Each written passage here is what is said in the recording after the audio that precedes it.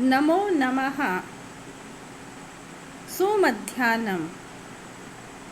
मैं डॉक्टर नंदिता सिंघवी, सह आचार्य, राजकीय डूंगर महाविद्यालय, बीकानेर, राजस्थान। प्रिय मित्रों और वेदानुरागियों, आज हम ऋग्वेद के पुरुष सूक्त के चतुर्थ मंत्र का अध्ययन करेंगे। इस मंत्र में परम पुरुष की सर्वोपरि गतिशीलता का संकेत दिया गया है। आइए पहले हम मंत्र का वाचन करें। त्रिपादोर्ध्व उदयेत पुरुषः पादोऽस्येहा भवत् पुनः ततो विश्वं व्यक्रामत् शासनानशने अभि।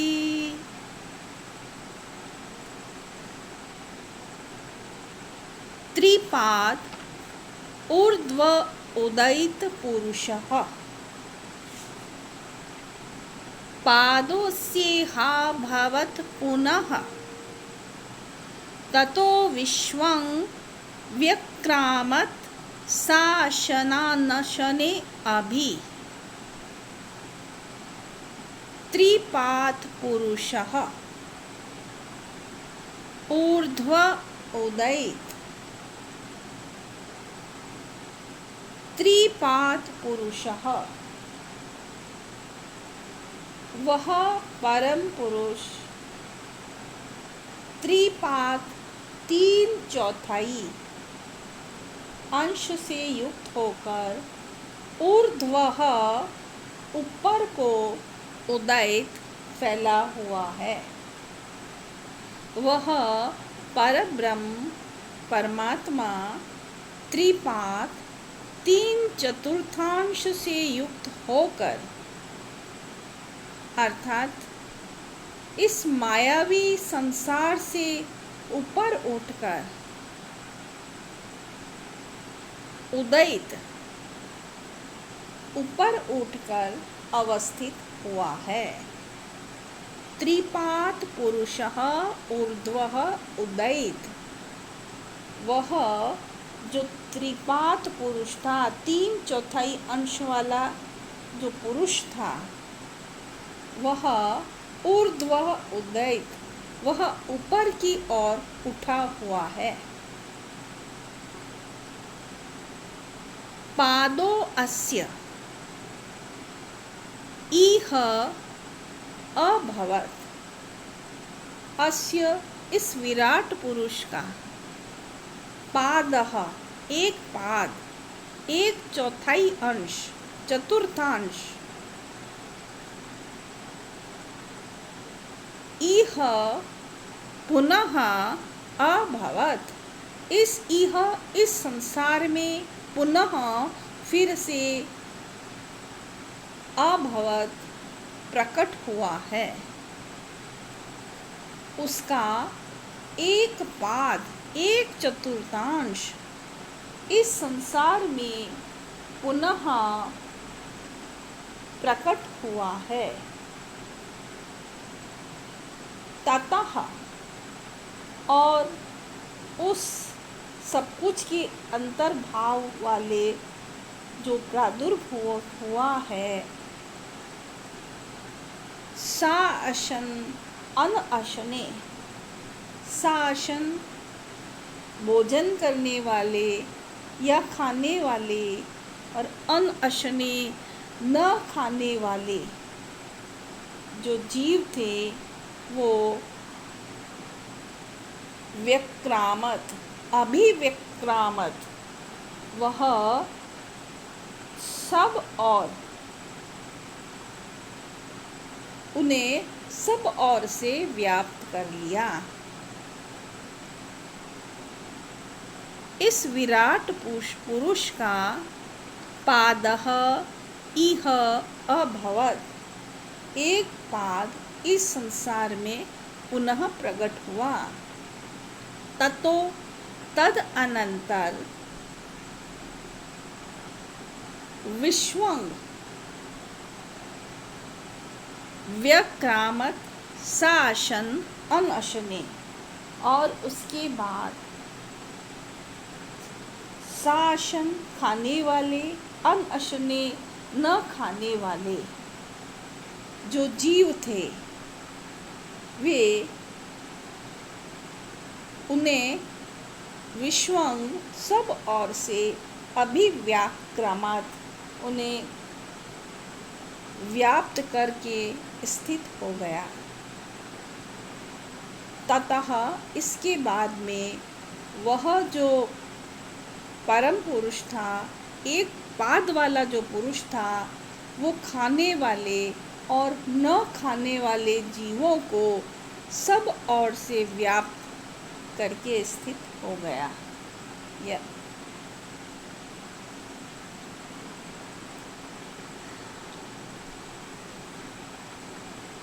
इस मंत्र के अनुसार उस पुरुष का जो पाद था, 1/4 अंश था, यहाँ माया में सृष्टि और संहार के रूप में बार बार आया है। उस पुरुष का जो एक पाद था वह इस सृष्टि में बार बार आया है। माया के आने के बाद वह पुनः देव, मनुष्य, तिर्यक आदि रूपों में विविध प्रकार से होता हुआ चेतन और अचेतन को लक्ष्य करके व्याप्त हो जाता है।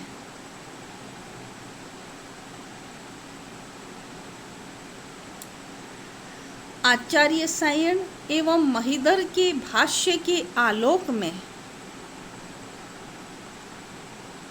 वेदांत दर्शन की प्रक्रिया स्पष्टतः परिलक्षित होती है, जिसके अनुसार अज्ञान अथवा माया की उपाधि से विशिष्ट चैतन्य को ही नाम रूपात्मक जगत कहा गया है। आचार्य शंकर के अनुसार एक ही परमेश्वर जो माया को जानता है, कूटस्थ नित्य और विज्ञान धातु है, अविद्या या माया के द्वारा अनेक प्रकार से कल्पित कर लिया जाता है। इस मंत्र में वर्णित त्रिपाद पुरुषः वेदांत का मायो उपाधि रहित कूटस्थ नित्य ब्रह्म प्रतीत होता है, जो सदा एक रस रहता है। इसके अतिरिक्त मंत्र में जिस एक पद से इस लोक में पुनः होने की बात कही गई है, वह वेदांत प्रतिपादित मायोपाधि विशिष्ट ब्रह्म प्रतीत होता है। गीता में श्री कृष्ण ने भी कहा है, मैं एक अंश से इस पूरे जगत को विशेष रूप से धारण करके स्थित हूँ। आइए टिप्पणी देखें। त्रिपाद त्रयः पादाः अस्य इति। त्रिपाद विश्वं विषु सर्वत्र अंचति।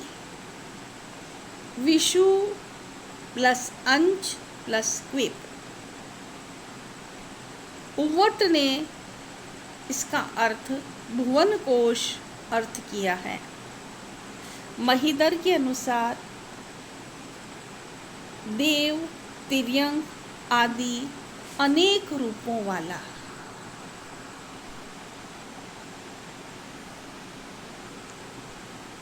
एक और बड़ा शब्द देखिए इस मंत्र में, पादो अस्ये हा भवत पुनः। संधि विच्छेद करें, पाद प्लस अस्य प्लस इह प्लस अभवत् प्लस पुनः उदैत उत उपसर्ग ई उपसर्ग और लंग प्रकार लंग लकार। उत उपसर्ग इण गतौ धातु है और लंग लकार। पुनः एक बार और ध्यान दें, उदैत में उत उपसर्ग है, इण गतौ धातु है और लंग लकार।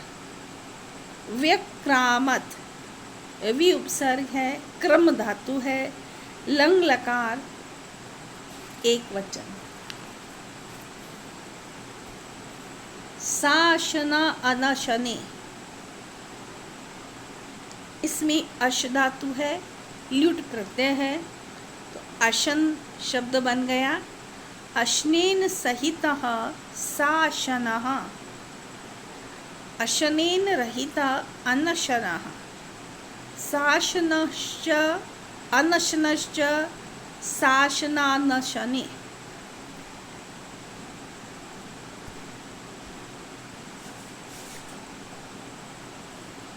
ओवट ने शासन का अर्थ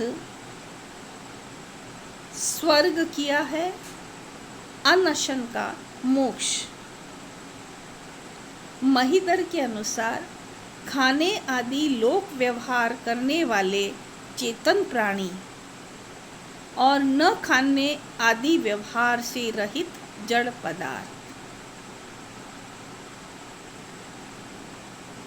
साशनानशने मैकडॉनल के अनुसार यह समास ऋग्वेद में द्वंद्व समासों की अर्वाचीनतम अवस्था का द्योतक है।